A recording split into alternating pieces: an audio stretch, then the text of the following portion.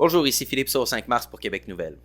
Hier, le gouvernement du Québec a annoncé vouloir empêcher les municipalités de faire cavalier seul en bannissant l'usage résidentiel du gaz naturel sur leur territoire. Un pas dans la bonne direction considérant les risques élevés de se retrouver en déficit énergétique dans les prochaines années.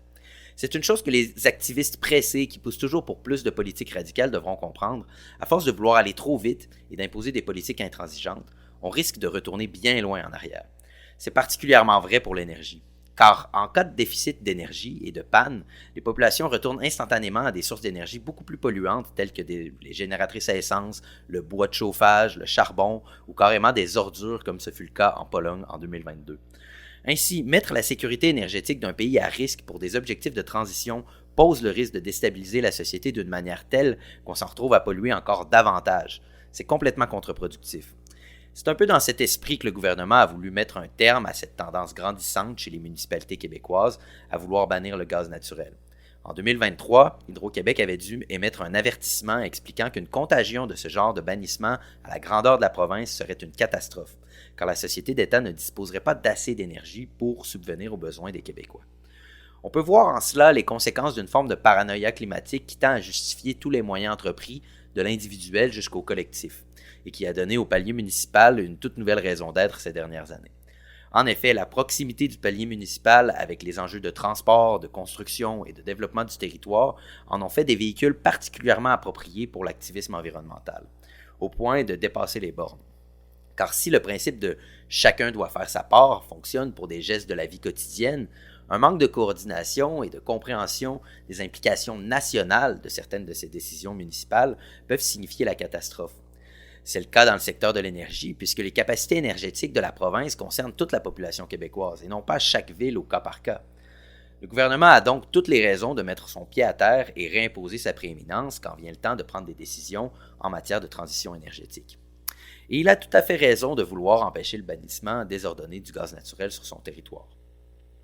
D'autant plus que, trop souvent, on semble l'oublier, mais le gaz naturel est considéré comme une énergie de transition parce qu'il s'agit d'un très bon substitut au charbon et au lignite qui sont encore utilisés dans de très nombreuses régions du globe.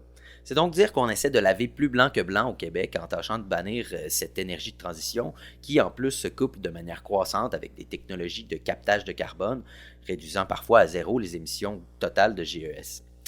De la sorte, l'acharnement du Québec et du Canada contre le gaz naturel est complètement contre-productif dans le contexte mondial.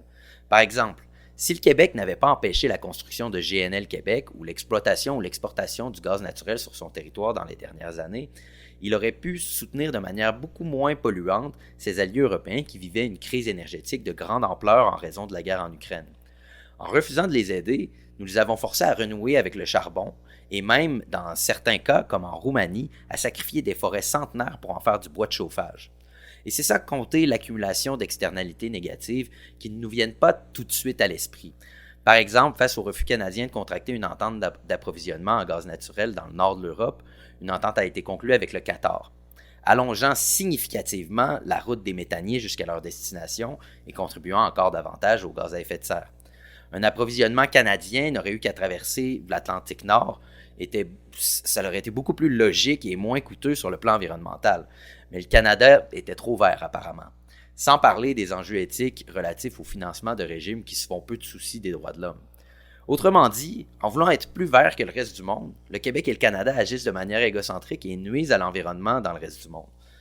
Aucune de leurs politiques vertes à l'interne ne peuvent compenser les conséquences de leur refus d'aider le reste du monde dans sa transition du charbon vers le gaz naturel.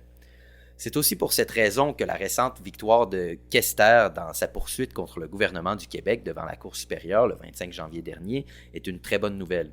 En effet, l'entreprise œuvrant dans l'exploitation du gaz naturel avait poursuivi le gouvernement du Québec pour faire valoir son droit à la propriété, protégé par la Charte des droits et libertés du Québec, contre la loi caquiste bannissant toute nouvelle prospection ou exploitation d'hydrocarbures au Québec.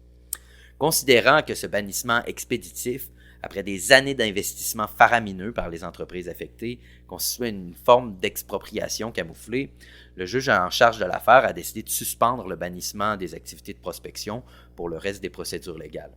De plus, il a relevé l'aspect circulaire de l'argument principal de la défense qui affirmait que si le Code civil et la Charte des droits et libertés protégeaient bel et bien les citoyens et les entreprises contre l'usage déraisonnable des pouvoirs gouvernementaux, Ces mêmes pouvoirs donnaient néanmoins droit au gouvernement d'outrepasser les dispositions de ces chartes, ce qui ne fait aucun sens et réduirait à néant les protections offertes par le Code civil et la charte.